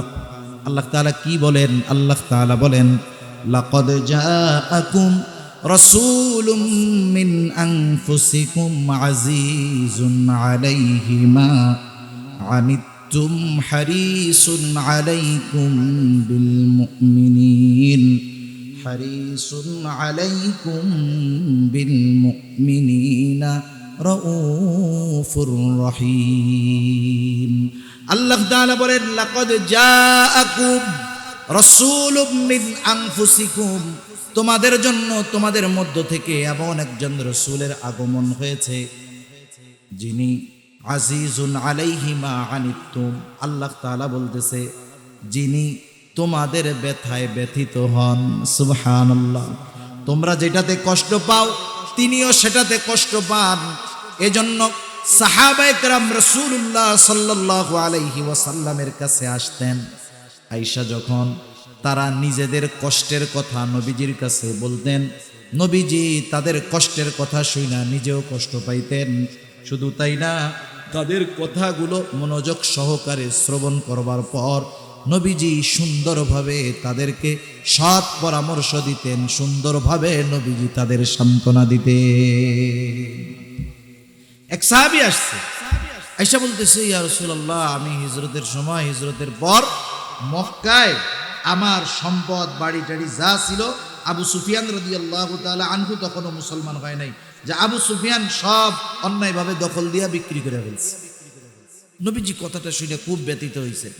এবার তাকে সান্ত্বনা দিচ্ছেন যে শোনো, আল্লাহ রাব্বুল আলামিন যদি তোমাকে এগুলোর বিনিময়ে আখিরাতে সুন্দর একটা বাসস্থান দেয়, তুমি খুশি হবা নাকি? এবার ওই সাহাবা বলে, ইয়া রাসূলুল্লাহ, অবশ্যই আমি খুশি হব। নবীজি বললেন, শোনো, এগুলোর বিনিময়ে আল্লাহ তাআলা তোমাকে পরকালে উত্তম বাসস্থান দান করবে। নবীজি যখন রোগী দেখতে যাইতেন, অসুস্থ মানুষ যখন দেখতে যাইতেন, তার কষ্টে নবীজি ব্যথিত হইতেন। শুধু তাই না, যাওয়ার পরে তাকে এমনভাবে সান্ত্বনা দিতেন যে সে মনে করতো আমি অচিরেই সুস্থ হয়ে যাব। মনে করেন একজন রোগী দেখতে গেছে, ইদানিং তো ডেঙ্গু জ্বরে অনেক মানুষ মারা যাচ্ছে, আপনারা খবর পান না পত্রিকায়? আচ্ছা, একজনের মনে করেন ডেঙ্গু জ্বর হয়েছে, আপনি দেখতে গেছেন, আপনার আত্মীয় স্বজনের মধ্যে মনে করেন একজন ডেঙ্গু জ্বরে মারা গেছে। আপনি যদি এই ডেঙ্গু রোগী দেখতে যাইয়া তার সামনে বলেন, হায় হায়, এই যে তোমার ডেঙ্গু জ্বর হয়েছে, আমার খালাতো ভাইও তো কয়দিন আগে ডেঙ্গু জ্বরে মরছে, খুব ডেঞ্জারাস, বলেন তো এই রোগী ভয় পাবে না? এখন চিন্তা করবে, আল্লাহ কোন সময় আজরাইল আমার কাছে চলে আসে তার ঠিক নেই। কিন্তু আপনি যদি রোগীর সামনে গিয়ে তারে সান্ত্বনা দেন সুন্দরভাবে, কষ্ট লাগতেছে, আপনি চিন্তা করেন না, ইনশাআল্লাহ আল্লাহ তাআলা সুস্থ করে দিবে। কত মানুষের ডেঙ্গু জ্বর হইল, আল্লাহ তাআলা সুস্থ করে দিয়েছে, আপনি চিন্তা করেন না। বলেন তো এই রোগী এই সান্ত্বনার বাণী শোনার পরে তার ভালো লাগবে না মন্দ লাগবে? তার অবশ্যই ভালো লাগবে। এজন্য রাসূল সাল্লাল্লাহু আলাইহি ওয়াসাল্লাম উম্মতের কষ্টে কষ্ট পাইতেন, সাথে সাথে তাদের কষ্টগুলো অনুধাবন করে তাদেরকে নবীজি সান্ত্বনাও দিয়ে দিতেন। সুবহান। তিনি ছিলেন আজিজ, তিনি ছিলেন আজিজ, উম্মতের ব্যথায় ব্যথিত। তিনি হলেন হারিস, উম্মতের জন্য কল্যাণকামী। আল্লাহ তাআলা বলতেছেন, নবী তোমাদের জন্য কল্যাণকামী। সুবহানাল্লাহ। কিন্তু মুমিনদের জন্য বিশেষ কইরা বিল মুমিনিনা রাউফুর রহিম, মুমিনদের জন্য অতি সদয় এবং মুমিনদের জন্য অতি দয়ালু। আল্লাহ তাআলা আমার আপনার নবীর সিফাত গুণাবলী বর্ণনা করতে গিয়ে নিজের সিফাতের সাথে যেই শব্দগুলো, সেগুলো নবীজির শানে আল্লাহ তাআলা ব্যবহার করছেন। রউফ, এটা কার গুণবাচক নাম? রহিম কার গুণবাচক নাম? নবীজি আমার আপনার নবীর সাথেই শব্দগুলো যোগ করছেন। আখলাকের ব্যাপারে বলছেন আজিম, মহান চরিত্র আল্লাহ তাআলা আমার আপনার নবীকে দিয়েছেন। আল্লাহ তাআলা উম্মতকে যে নবী কত ভালোবাসেন সে কথা স্বয়ং আল্লাহ তাআলা বলতেছে যে হা, এ রাসূল উম্মতের ব্যথায় ব্যথিত, এ রাসূল উম্মতের জন্য কল্যাণকামী, এ রাসূল উম্মতের জন্য সদয়, এ রাসূল উম্মতের জন্য বড় দয়ালু। এখন চিন্তা করে একটু আমারে জবাব দেন, যেই নবী আমার আপনার জন্য এত মুহাব্বত ভালোবাসার নিদর্শন রেখে গেছেন, যার সাক্ষ্য আল্লাহ তাআলা দিয়েছে, সেই নবীকে আমরা কতটুকু ভালোবাসি? বালিশের সাথে মাথা লাগায় বাড়িতে গিয়ে একা একা চিন্তা করতে হবে। কিছু ভালোবাসা আছে সম্পর্কজনিত ভালোবাসা, সেই ভালোবাসা কিছু কিছু সময় ত্যাগ করা ওয়াজিব হয়ে যায়।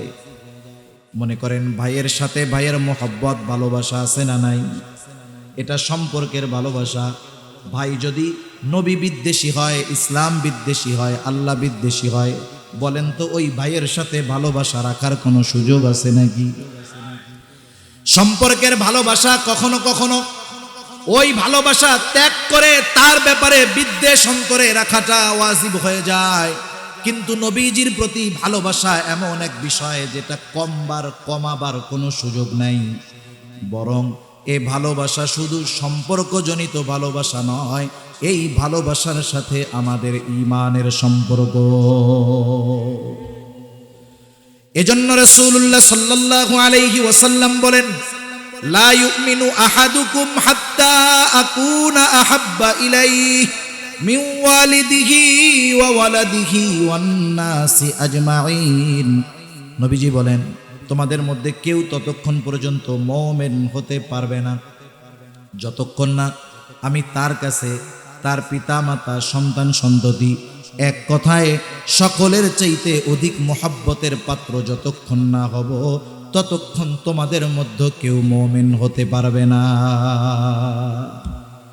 নবীজিকে ভালোবাসা এটা ঈমান সম্পৃক্ত বিষয়। সাধারণ যৌক্তিকতা কি বলে? আমি আগে যে কথাগুলো বললাম, বলার একটা কারণ তো আছে। কারণ হলো, মনে করেন একটা লোককে আপনি চেনেন না, অপরিচিত একজনের সাথে আপনার দেখা হয়েছে, এ লোকটাকে আপনি চিনেন না, কথার কথা দেখা হইলো, কথা হচ্ছে, সালাম বিনিময় হলো। এই মুহূর্তে আপনার বাবা অথবা আপনার মা, আপনার ভাই আপনাকে আইসা বলতেছে, অপরিচিত যে লোকের সাথে দেখা হয়েছে এ তো অপরিচিত লোক, এর সাথে মানবিক দৃষ্টিকোণ থেকে যতটুকু সদাচরণ করার দরকার আমরা ততটুকু করব, কিন্তু এর চাইতে অতিরিক্ত ভালোবাসা আমাদের অন্তরে আসবে না, এটাই স্বাভাবিক, ঠিক কিনা? অপরিচিত লোক, এখন আপনার বাপ অথবা আপনার ভাই আইসা আপনারে বলতেছে, তুমি কি এই লোকটারে চিনো? বলে, না আমি তো চিনি না। বলে, হ্যাঁ এটা তো সেই লোক, তুমি রোড অ্যাক্সিডেন্ট করছিলা, সব মানুষ দূরে চলে গেছে, এই লোকটা নিজে তোমাকে হসপিটালে নিয়া নিজে রক্ত দিয়া তোমারে সহযোগিতা করছে, তোমার হায়াত ছিল, বাইচা ছিলা, কিন্তু এই লোকটা তোমার জন্য এইরকম ত্যাগ স্বীকার করছে, কষ্ট করছে। বলেন তো, যখন ওই লোকের আপনার প্রতি এই ইহসানের খবর আপনি জানবেন, তার প্রতি ভালোবাসা জাগ্রত হবে কি হবে না? সারা জীবন চিন্তা করবে না, আরে ওই দিন তো কেউ না ধরলে মইরাই যাইতাম। ওই লোকটার প্রতি একটু আগে অপরিচিত ছিল, এখন তার প্রতি একটা মোহাব্বত, ভালোবাসা, আন্তরিকতা অটোমেটিক অন্তরের মধ্যে আসবে। নবীজির আমাদের প্রতি কত মায়া, দয়া, ভালোবাসা, এটা জানার পর, এই বিষয়গুলো শুনবার পর স্বাভাবিক, আগেও তো মুমিনের অন্তরে ভালোবাসা ছিল, আছে, কিন্তু আর একটু বাড়বে, এটাই স্বাভাবিক, ঠিক কিনা বলেন? কিন্তু সেই বাড়াটা হতে হবে সর্বোচ্চ পর্যায়ে। হযরত উমর রাদিয়াল্লাহু তাআলা আনহু একদিন নবীজির সাথে পথ চলতেছেন, নিজের থেকেই হঠাৎ করে বলেন, ইয়া রাসূলুল্লাহ, আমি আপনাকে আমার জীবনের পরে সবচাইতে বেশি ভালোবাসি। নবীজি বললেন, না উমর, হয় নাই। হযরত উমর একটু পরে আবার বললেন, ইয়া রাসূলুল্লাহ, আমি আপনাকে এই মুহূর্ত থেকে আমার নিজের জীবনের চাইতেও বেশি ভালোবাসি। রাসূলুল্লাহ সাল্লাল্লাহু আলাইহি ওয়াসাল্লাম বললেন, হ্যাঁ এবার হইছে। এবার আমরা একটু বাড়িতে গিয়ে চিন্তা করব, যেহেতু নিজের জীবনের চাইতে বেশি নবীকে ভালোবাসতে হবে, এটা ঈমানের দাবি। কিসের দাবি? জোরে বলেন না। ঈমানের দাবি। এখন নিজে নিজে গিয়ে একটু চিন্তা করব, আমি কি আমার জীবনের চাইতে নবীকে বেশি ভালোবাসি? আমি কি আমার সন্তানের চাইতে নবীকে বেশি ভালোবাসি? আমি কি আমার মা বাবার চাইতে নবীকে বেশি ভালোবাসি? আমি কি আমার বন্ধু বান্ধব, আত্মীয় স্বজন, এদের চাইতে নবীকে বেশি ভালোবাসি? এই প্রশ্ন নিজেকে নিজে করার পরে বাস্তবিক অর্থে যদি উত্তর হয় হ্যাঁ আমি আমার নবীকে বেশি ভালোবাসি, তাহলে তো কামিয়াব। আর যদি বাস্তবতা এমন হয়, এই প্রশ্নের জবাব যদি এমন হয় যে না, আমি আমার জীবনের চাইতে নবীকে বেশি ভালোবাসতে পারি নাই, আমি আমার সন্তানের চাইতে নবীকে বেশি ভালোবাসতে পারি নাই, তাহলে হায়াত থাকতে পরিবর্তনের সময় আছে। সর্বোচ্চ ভালোবাসার আসনে আল্লাহ তাআলার পরে নবীজির স্থান দেওয়া লাগবে, ঠিক কিনা বলে? কারণ কি জানেন, দ্বীনের সব বিষয় মান্য করা সহজ তখনই হবে যখন একটা মানুষ আল্লাহ এবং তার রসুলকে নিজের জীবনের চাইতে বেশি ভালোবাসবে। এর আগে শরীয়তের মধ্যে পরিপূর্ণ আসার সম্ভাবনা নাই, সম্ভব নয়। কারণ আল্লাহর হুকুম মানতে গেলে আল্লাহকে সবচাইতে বেশি ভালোবাসতে হবে, নবীর আদর্শ মানতে হলে নবীজিকে সবচাইতে বেশি ভালোবাসতে হবে। আমি যদি আমার জীবনের চাইতে আল্লাহ এবং রসুলকে সবচাইতে বেশি ভালো না বাসতে পারি, তাহলে আমার দ্বারা শরীয়তের ভিতরে পূর্ণাঙ্গভাবে প্রবেশ করা অসম্ভব। আমি যদি উপমা দেই, উদাহরণ দেই, অনেক উদাহরণ দেওয়া যাবে। রাসূল আকরাম সাল্লাল্লাহু আলাইহি ওয়াসাল্লামকে মুহাব্বত করা ঈমানের দাবি, নিজের জীবনের চাইতে বেশি ভালোবাসতে হবে। এখন কথা হলো, ভালোটা বাসবো কেমনে? যারা নবীর সামনে ছিল সাহাবায়ে কেরাম, এরা নবীজিকে ভালোবাসার উপমা উদাহরণ আমাদের সামনে রাইখা গেছে, আমরা সেগুলো পড়ি। আবু বকরের মুহাব্বতের কথা পড়ি, উমর রাদিয়াল্লাহু তাআলা আনহুর মুহাব্বতের কথা পড়ি, উহুদের ময়দানে নবীজির সামনে ঢাল হয়ে যাওয়া কাফেরদের তীর বর্ষার আঘাত বুক পেতে নেওয়া তালহার নবীর মুহাব্বতের নিদর্শন আমরা পড়ি। কিন্তু নবী তো আমাদের সামনে নাই, তাইলে নবীকে যে আমরা ভালোবাসি এই প্রমাণ আমরা কেমনে দিব? নবীকে ভালোবাসার প্রমাণ কেমনে দিতে হবে, কেমনে ভালোবাসতে হবে? চিন্তার কোনো কারণ নাই, দুনিয়ার কোনো মানুষের থেকে ফর্মুলা দেওয়া লাগবে না। নবীকে ভালোবাসার পদ্ধতি নবী নিজে জানায়া দিয়েছে। যে আমাকে যদি ভালোবাসো এর প্রমাণ কি? নবীজি বলেন, মান আহাব্বা সুন্নতি ফাকাদ আহাব্বানি ওয়া মান আহাব্বানি কানা মাই ফিল জান্নাহ। নবীজি বলেন, যে আমার সুন্নাতকে ভালোবাসলো সে আমি নবীকে ভালোবাসলো, আর আমি নবীকে যে ভালোবাসলো সে আমি নবীর সাথে জান্নাতে থাকবে।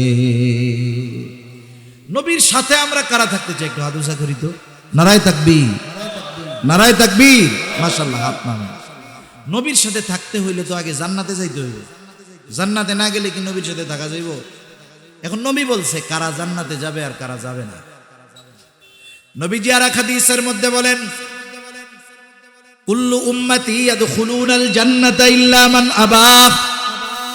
আমার সব উম্মত জান্নাতে প্রবেশ করবে, আবা উম্মত ছাড়া। প্রশ্ন করা হলো, ইয়া রাসূলুল্লাহ, আবা উম্মত কারা?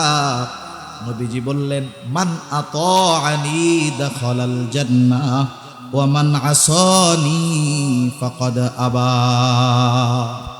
নবীজি বললেন, যে আমার আনুগত্য করবে সে জান্নাতে যাবে, আর যে আমার আনুগত্য করবে না সে আবা উম্মত, সে জাহান্নামে যাবে। অনুসরণ, আনুগত্য মানে হলো অনুসরণ করা, নবীজিকে অনুকরণ করা, অনুসরণ করা। তার মানে জান্নাতে যদি যাইতে হয়, নবীর সাথে যদি থাকতে হয়, নবীকে ভালোবাসার প্রমাণ যদি দিতে হয়, তাহলে সুন্নতকে মোহাব্বতের সাথে অনুসরণ করতে হবে। সুন্নতকে ভালোবাসা অনুসরণ করতে হবে। মানে আমি একটা সুন্নত পালন করতেছি, এই সুন্নতের প্রতি দরদ থাকতে হবে, মায়া থাকতে হবে, ভালোবাসা থাকতে হবে। আরে ভালোবাসা হবে সর্বোচ্চ ভালোবাসা। কিন্তু আফসোসের ব্যাপার, নবীজির সাথে থাকা কিন্তু বড় সৌভাগ্যের ব্যাপার।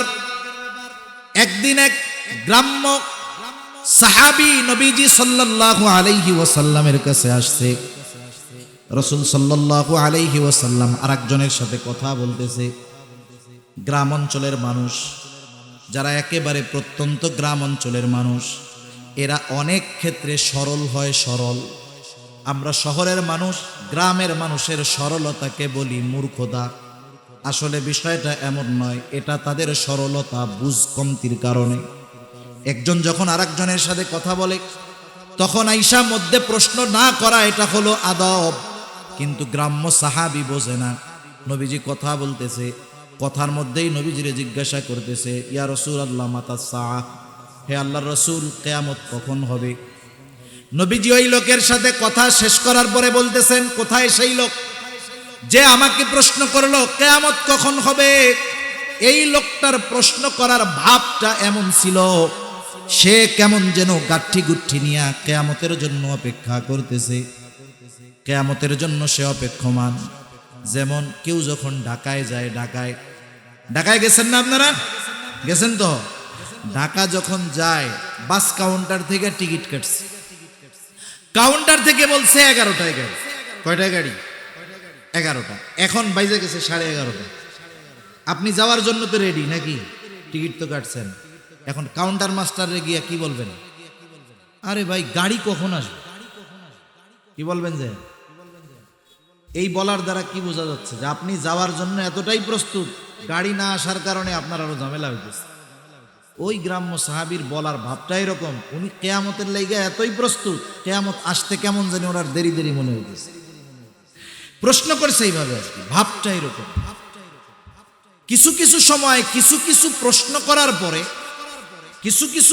করার পরে ওই প্রশ্নের জবাব দেওয়ার আগে তার প্রশ্নের ভাবে আরেকটা প্রশ্ন তাকে করার জন্য এমনি জেহেনে চলে আসে। যেমন একদিন আল্লাহর বান্দা মারা গেছেন করোনার সময়, আমাদের ঢাকার বড় একজন আলেম আব্দুল্লাহ বিক্রমপুরী রহমতুল্লাহ আলাইহি, খুব বড় একজন আলেম। এক লোক বাহির থেকে খুব আকারে হুজুরের সাথে দেখা করবে, যে হুজুরের সাথে দেখা করতেই হবে, খুব জটিল প্রশ্ন।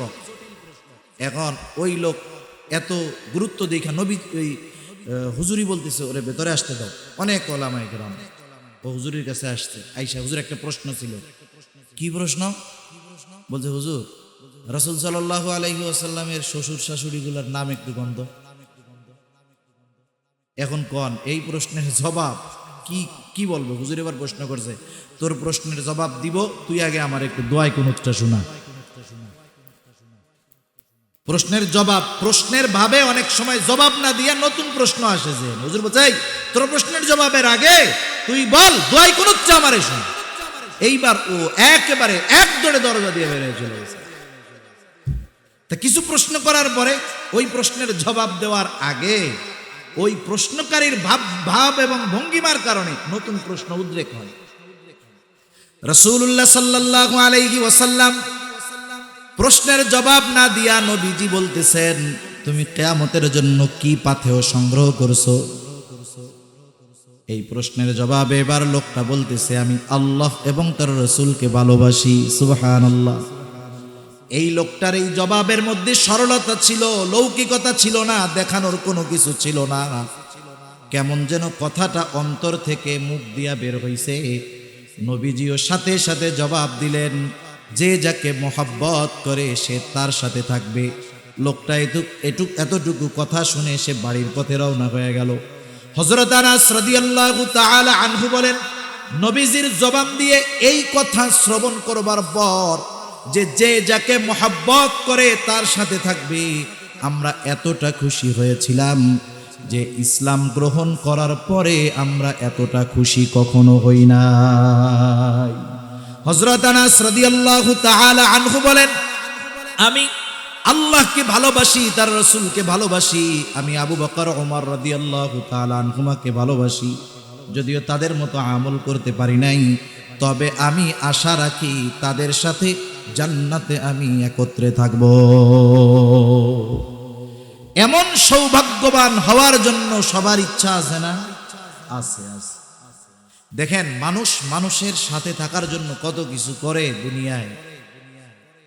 শাইখুল ইসলাম শাহ আহমদ শফি রহমাতুল্লাহি আলাইহি, উনি একবার টেকনাফ যাবেন। টেকনাফ হেফাজতে ইসলামের ওই সময়গুলোতে টেকনাফ সফরে যাবেন। ওলামায়ে কেরামের আয়োজন, বিশাল আয়োজন হয়েছে। এখন এই আয়োজন দেখে এক লোক বলতেছে, হুজুর এত বড় আয়োজন কেন? বলে আল্লামা আহমদ শফি রহমাতুল্লাহি আলাইহি আসবে এজন্য। তা লোকটা বলতেছে, আপনাদের এই আয়োজনে খরচ হবে কত? 14-15 লক্ষ টাকা সব মিলায় খরচ হবে। অনেক ওলামায়ে কেরাম মানুষের আগমন ঘটবে, মেহমানদারি সব মিলায় 13-14 লক্ষ টাকা খরচ হবে। এখন লোকটা বলতেছে যে শোনেন, যত খরচ হবে আরো বেশি হয়, সব খরচ আমি দিয়ে দিব, কিন্তু একটা শর্ত আছে। কি শর্ত? বলে আমাকে একটু হুজুরের পাশে বসার সুযোগ করে দিতে হবে, হুজুরের সাথে একটু খানা খাওয়ার ব্যবস্থা করে দিতে হবে, এরপরে হুজুরের হাতটা একটু ধরার ব্যবস্থা করে দিতে হবে। ওনারাও চিন্তা করছে এইরকম পার্টি যদি পাওয়া যায় তো হুজুরের পাশে একটু বসাইতে, হুজুরের সাথে একটু খানা খাওয়াইতে অসুবিধাটা কোথায়? এখন উনি সব কিছুর অ্যারেঞ্জমেন্ট করছে। বাস্তব ঘটনা হলো, হুজুর তো তখন শারীরিক অবস্থা কোন সময় কেমন হয় হুজুর যাইতে পারেন নাই, ওনাদের কি অবস্থা হয়েছে সেগুলো থাক। কিন্তু আমি যেটা বোঝানোর জন্য বললাম যে একটা মানুষ এ দুনিয়ার একজন আলেম, একজন আহলুল্লাহর সোহবত পাওয়ার জন্য, পাশে বসার জন্য, সাথে একটু খাওয়ার জন্য 20 লক্ষ টাকা খরচ করাকে কোনো পরোয়া করে না। কিন্তু আফসোস, নবীজির সাথে জান্নাতে থাকার সুযোগ আমাদের আছে, সুন্নাতের উপরে চলার মাধ্যমে আমরা সেটা করতে রাজি না। 1 টাকাও খরচ হবে না, নবীজির সাথে থাকার ব্যবস্থা হইব, কিন্তু আমরা এটা করতে রাজি নাই। আবার আমরা নবীরে খুব ভালোবাসি। একটু চিন্তা করে নিজের কাছে নিজে প্রশ্ন করেন, নবীজি বললেন সুন্নাতকে মোহাব্বত করো, আমার অনুসরণ করো, তাইলে জান্নাতে যাবা, আমার সাথে থাকবা, নাইলে যতই লাফাও কাজ হবে না। সেজন্য সুন্নাতকে মোহাব্বত করতে হবে। আমি উদাহরণ দেওয়ার জন্য বলি, কাউকে কষ্ট দেওয়ার জন্য নয়, ক্ষমা চাই। মনে করেন অনেক মানুষ আছে, যখন বিশ্বকাপ ফুটবল খেলা আসে দেখবেন যে কিছু মুরগি চোরা রাস্তায় বের হয়। মুরগি চোরা আমাদের গ্রাম অঞ্চলে দেখছি, যখন কেউ মুরগি চুরি টুরি করে ধরা খাইতো আগে, এই চোররে শাস্তি দেওয়ার আগে মাথার চুল অর্ধেক কাটতো, টাক বানাইতো অর্ধেক টাক।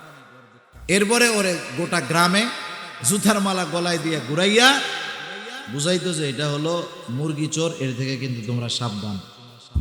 হ্যাঁ, আর এই বিশ্বকাপ ফুটবল খেলা এইসব আসলে একটু বেশি দেখা যায়। দেখবেন এই জায়গা দিয়ে চুল আছে, এই পাশ দিয়ে একটাও নেই, আছে না এরকম? মধ্যে আছে, এই জায়গা দিয়ে একটাও নেই। আবার আছে দেখবেন এই জায়গা দিয়ে খানিক টাক, বাকি জায়গায় সব জায়গায় চুল আছে। এগুলো হলো ডিজিটাল মুরগি কাটিং, মুরগি চোরা কাটিং এর। আচ্ছা দেখেন, মনে করেন এক ছেলে এরকম অর্ধেক টাক হয়ে রাস্তা দিয়ে হাঁটতেছে, আপনি যদি তারে বলেন এই তুই মুরগি চোরা কাটিং দিলি কেন, ও আপনারে কি বলবে? চাচা মুরগি চোরা কাটিং বললেন না, জানেন এটা কার চুলের কাটিং? কার? এটা বিশ্ববিখ্যাত প্লেয়ার নেইমারের চুলের কাটিং। এখন বলেন তো ওর কথার দ্বারা আপনি কি বুঝলেন? আপনি যেটারে মুরগি চোরা কাটিং মনে করতেছেন, ওই কাটিং এ চুল কাইটা সে কি লজ্জিত না গর্বিত? গর্বিত, গর্বিত যে আমি বিশ্ববিখ্যাত একজন প্লেয়ারের স্টাইলে চুল কাটছি। আচ্ছা দেখেন, দাড়ি রাখাটা স্টাইল কার? দাড়ি রাখা কার স্টাইল? মুহাম্মাদুর রাসূলুল্লাহ সাল্লাল্লাহু আলাইহি ওয়াসাল্লাম। অনেক তরুণ আছে, যুবক আছে, স্কুলে পড়ে, কলেজে পড়ে, যদি বলি যুবক নামাজ কালাম পড়ো, দাড়িটা রাখো, বলে হুজুর এখন সবাই ভাইয়া বলে, দাড়ি রাখলে চাচা বলবে। একটু চিন্তা করে দেখো, একজন মুরগি চোরার মতো কাটিং দিল, তাকে মুরগি চোর বলার পরেও সে লজ্জিত হয় নাই, বরং সে গর্বিত হয়েছে, আমি নেইমারের মতো চুল কাটছি। আর তুমি নবীর মোহাব্বত, নবীর স্টাইল দাড়ি রাইখা যদি কেউ তোমারে চাচা বলে, তুমি লজ্জা পেয়ে যাও। তুমি কেমন মোহাব্বত নবীজিকে করো, তাহলে বোঝা গেল এই মোহাব্বত মুখে মুখে আছে, অন্তরে আর বাস্তবতায় এই মোহাব্বতের অস্তিত্ব না। অনেক যুবক দাড়ি রাখে না, কেন দাড়ি রাখোস না? কয় দাড়ি রাখলে সুন্দর মাইয়ারা পছন্দ করে না। কি বলে? দাড়ি রাখলে সুন্দর মেয়েরা পছন্দ করে না। বেটা খাটাস, যেই মেয়ে দাড়ি পছন্দ করে না সেই মাইয়া তোর ঘরে আইসা তোর ঘরকে একটা ছোটখাটো জাহান্নাম বানায় বলবে, তুই রেডি থাক। ওই জাহান্নামের আগুনে তুই পড়বি, তোর 14 পুষ্টি নিয়ে পোড়ায় আছে। এখন বলেন, যেই মেয়ে নবীর সুন্নাত দাড়ি ভালোবাসে না, দাড়িওয়ালারে ভালোবাসে না, আপনি এর দ্বারা ভালো কি আশা করেন? আমার একটু গন্ধ আশা করার সুযোগ আছে? কোনো সুযোগ নাই। আবার একটু চিন্তা করেন, হায়াত মউতের মালিক আল্লাহ, কোন সময় কার মরণ আসে বলা যায় না। ইদানিং কালের যেই সমীকরণ, বৃদ্ধদের চাইতে যুবকরা মরে বেশি। কারণ যারা মুরব্বী আছে, যাদের হায়াত 50, 60, 70 বছর, এনারা যখন জন্ম নিছে, ছোটবেলা থেকে ফরমালিন মুক্ত খাবার খাইছে, ওই সময় ভিতটা মজবুত হওয়ার কারণে বুড়াকালেও এনারা স্ট্রং। কিন্তু 20-25 বছর যেটার বয়স, ও জন্ম থেকেই খাইতেছে ভেজাল, জন্ম থেকেই ফরমালিন, বিষাক্ত খাবার এগুলো খাইতেছে, এর ভিত দুর্বল, এমনিই অসুস্থ হয়। আরো তো কতজন ছাইপাস নেশা মাদকাসক্তগুলো আছে, এগুলো নেশার সাথে জড়ায় এদের জীবন শেষ। আবার কিছু মরে অতি বাড়াবাড়ির কারণে, কেউ মোটর সাইকেল চালায় মরে। এই সব কিছু মিলায়া দেখা যায় যে 40 বছরের আগে মৃত্যু যাদের মারা যায় বাংলাদেশে দৈনিক 2800 থেকে 3000 মানুষ মারা যায়। 2800 থেকে 3000, বর্তমানে আরো সমীকরণটা বেশি হইতে পারে। এর মধ্যে 50% 40 বছর বয়সের আগে, তার মানে প্রায় যুবক মরে বেশি। তাহলে মানুষ যখন মারা যায়, তাকে গোসল করানোর পরে, কাফন পরানোর পরে, তার জানাজা দেওয়ার পরে যখন তাকে কবরে রাখা হয়, বলেন তো কবরে রাখার সময় আপনাদের এলাকায় কোন দোয়াটা পড়ে? যারা জানেন একটু জোরে বলেন, কি দোয়া পড়ে? বিসমিল্লাহি ওয়া আলা মিল্লাতি রাসূলিল্লাহ। এই দোয়াটা পড়েই তো কবরে রাখে নাকি? এ দোয়ার অর্থ কি? এ দোয়ার সারমর্ম কি? এ দোয়ার তাৎপর্য কি? এ দোয়া আমাকে কি বলে? বিসমিল্লাহ, আল্লাহর নামে। এমন এক ব্যক্তিকে এখন আমরা কবরস্থ করতেছি, কবরের মধ্যে রাখতেছি, যার বিগত জীবন অতিবাহিত হয়েছে রাসূলের মিল্লাত, আই রাসূলের সুন্নাতের উপরে। সে যখন মরছে রাসূলের সুন্নাতের উপরে ছিল, এখন তাকে আমরা কবরে রাখতেছি রাসূলের সুন্নাতের উপরে। এটা হলো এই কথাটার মূল ব্যাখ্যা, যে আল্লাহর নামে এমন এক ব্যক্তিকে আমরা কবরস্থ করতেছি যার গোটা জিন্দেগি রাসূলের সুন্নাতের উপরে অতিবাহিত হয়েছে। দেখা যাবে যেই লোকটাকে এই দোয়া পড়ে কবরে রাখা হলো, তার মুখের মধ্যে দাড়ি নাই, একেবারে ক্লিন শেভ। এখন বলেন তো, এই দোয়া পড়ে তাকে কবরে রাখলাম, এই দোয়াটা তার ব্যাপারে সত্য কথা নাকি মিথ্যা কথা? একেবারে জলজন্ত মিথ্যা কথা বইলা সুন্নাতবিহীন লোকটারে সুন্নাতওয়ালা বইলা কবরে রেখে দিতেছে। এটা কি বাংলাদেশ পাইছেন? 5 নম্বর জিনিস 1 নম্বর কইয়া বেঁচে দিলে পাবলিক কিনা নিব, কবরে রেখে দিলেই ফেরেশতা কইব হ্যাঁ কইছে তো যে এটা তো সুন্নাতওয়ালা, তাইলে এটারে আর কিছু কোয়ার দরকার নাই। এই হবে। যতই দোয়া দুরূদ পড়ে রাখেন, ওর মধ্যে তো আসল জিনিস নাই, কাজ হবে না। এজন্য সুন্নাতকে আঁকড়ায় ধরতে হবে, রাসূলের আদর্শকে আঁকড়ায় ধরতে হবে। আমি কেন দাড়ির কথা কইলাম, এর একটা কারণ তো আছে। মানুষ সব সুন্নাত পালন করতে লজ্জিত হয় না, দাড়ির সুন্নাত পালন করতে লজ্জিত হয় বেশি, দাড়ির সুন্নাত পালন করতে লজ্জা পায় বেশি।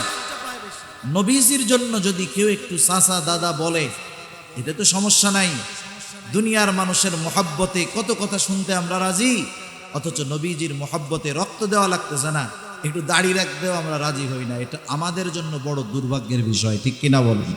এজন্য আলোচনা আর লম্বা করার সুযোগ নাই।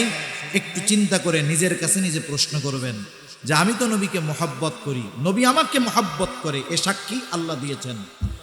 হাদিসের মাধ্যমে জানলাম নবী আমাদের কত মহব্বত করতেন। আমরা তো নবী যখন দুনিয়ায় আমরা আসি নাই, আমাদের ব্যাপারে নবীর মহব্বত কেমন ছিল? নবীজি একদিন হাঁটতেছেন রাস্তায়, সাহাবায়ে কেরাম নবীজির সাথে, হঠাৎ নবীজি বলতেছেন যে আমার ভাইদেরকে দেখতে মন চায়। সাহাবায়ে কেরাম বলে, ইয়া রাসূলুল্লাহ, আমরা কি আপনার ভাই নই? নবীজি বললেন, তোমরা আমার সাহাবী, আমার ভাই হলো তারা যারা আমার পরে না দেখে আমাকে বিশ্বাস করবে, আমার উপরে ঈমান আনবে, তারা আমার ভাই, আমার তাদেরকে দেখতে মন চায়। যেই নবী উম্মতকে এত মহব্বত করলেন দুনিয়ায়, এ নবীর মহব্বত শুধু দুনিয়ায় নয়, তা নয়, আখেরাতেও নবীজি উম্মতের চিন্তায় বিভোর থাকবেন। এই জন্য সব নবী যেই দিন চিন্তিত, আমার আপনার নবী উম্মতের চিন্তায় একবার হাউজে কাউসারের কাছে যাবেন, যে না জানি আমার কোনো উম্মত হাউজে কাউসার থেকে পানি মাহরুম হয়ে যায় কিনা। আর একবার পুলসিরাতের কাছে চলে যাবেন, না জানি আমার কোনো উম্মত পুলসিরাত পার হতে ব্যর্থ হয়ে যায় কিনা। আর একবার মিজানের কাছে চলে যাবেন, না জানি আমার কোনো উম্মত আমল ওজন দেওয়ার সময় ধরা পড়ে যায় কিনা। আর একবার জাহান্নামের কাছে চলে যাবেন, কোনো উম্মতের ব্যাপারে সুপারিশ করার প্রয়োজন হয় কিনা। আর একবার উম্মতের জন্য আল্লাহ তাআলার কাছে গিয়ে সুপারিশ করবেন। এইভাবে নবীজি সাল্লাল্লাহু আলাইহি ওয়াসাল্লাম উম্মতের মহব্বতে, উম্মতের চিন্তায় কিয়ামতের ময়দানেও পেরেশান থাকবে। সেই উম্মত যিনি তার উম্মতকে এত মুহাব্বত করলেন, আমরা সেই উম্মত হয়ে নবীজির মুহাব্বতে কি করলাম? এই প্রশ্ন নিজেরা নিজে বাড়িতে গিয়ে প্রত্যেক দিন করব, যে আমি নবীকে যে মুহাব্বত করি, এই মুহাব্বতের নিদর্শন হিসাবে আমার কর্মগুলো কি? তাহলে আশা করা যায় আমরা আমাদের বাস্তব অবস্থা উপলব্ধি করতে পারবো। আল্লাহ সুবহানাহু ওয়া তাআলা আমাদের সবাইকে খাঁটি আশিকে রাসূল, কি আশিকে রাসূল করুন, খাঁটি আশিকে রাসূল হওয়ার তৌফিক আল্লাহ দান করুন। সকলে বলি আমিন।